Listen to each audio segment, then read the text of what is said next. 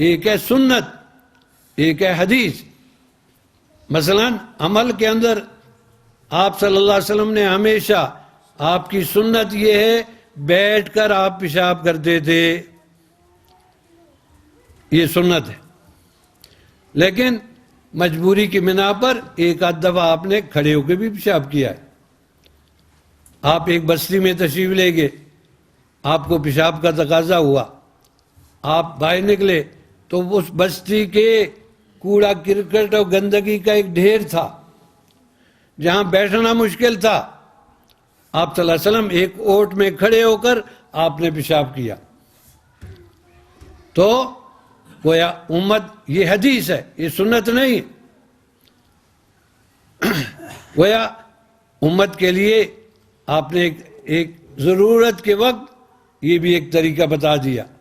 بعض دفعہ انسان مجبور ہوتا ہے، آپ نے دیکھا ہوگا یہاں تو آپ کے یہاں سب ہے، ایئرپورٹوں کے اوپر پیشاب کے لیے وہ دیوار کے اندر بنے ہوتے ہیں۔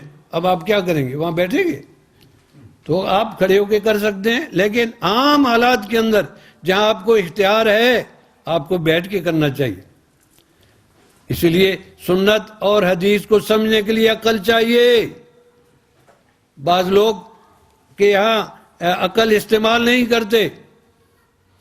میں ایک رسالہ پڑھ رہا تھا، ایک مولانا بیان کر رہے تھے غالباً کینیڈا کا، تو وہاں ایک صاحب درس دے رہے ہیں اور یہی حدیث آئی کہ آپ صلی اللہ علیہ وسلم ایک بستی میں تشریف لے گئے اور وہاں کھڑے ہو کر آپ نے پیشاب کیا۔ اب وہ کہتے ہیں جی اب یہ عقل کی کمی ہے، فقاہت کی کمی ہے۔ کہتا ہے کھڑے ہو کے پیشاب کرنا سنت ہے۔ نعوذ باللہ، یہاں سنت کہاں سے آئی؟ تو خیر وہ پڑھے لکھے تھے، سامنے بیٹھے ہوئے ایک کھڑا ہوا، اس نے کہا مولانا صاحب یہ سنت سے مردوں کے لیے عورتوں کے لیے بھی ہے۔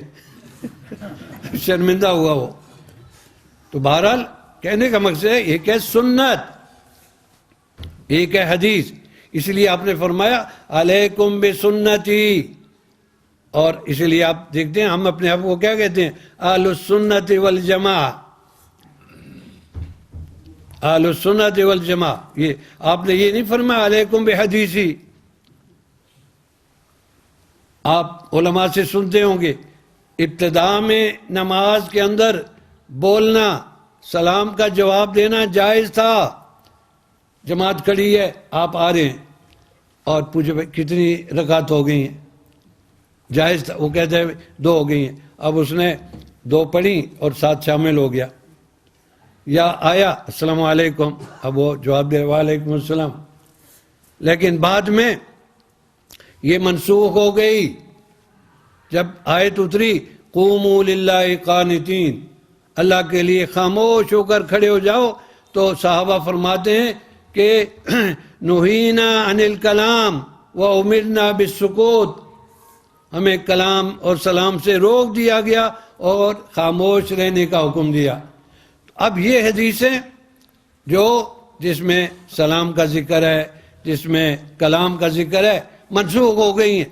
یہ حدیث تو ہے، سنت نہیں ہے۔ سنت اب یہ ہے خاموش، نماز کے اندر خاموش رہنا، کلام نہیں کرنا، سلام کا جواب نہیں دینا۔ لیکن بعض صرف ایسے بھی ہیں کہ اس پر عمل کر رہے ہیں۔ مجھے یاد ہے کہ بیت اللہ شریف میں اللہ نے بچایا ہمیں عمرے میں، اور نماز ہم پڑھ رہے تھے جماعت کے ساتھ، میرے ساتھ ایک عرب کھڑا ہے اور ہم نماز میں کھڑے ہیں۔ اب اس کا موبائل بجنا شروع ہوا، اب وہ اسی قسم کی جماعت کا آدمی تھا، وہاں سے نکالا انا فی الصلاۃ، یعنی میں نماز پڑھ رہا ہوں۔ اور تو یہ کلام سے یاد رکھیے، کلام سے نماز فاسد ہو جاتی ہے۔ چاہے آپ سلام کا جواب دیں، آپ کی نماز فاسد ہو گئی۔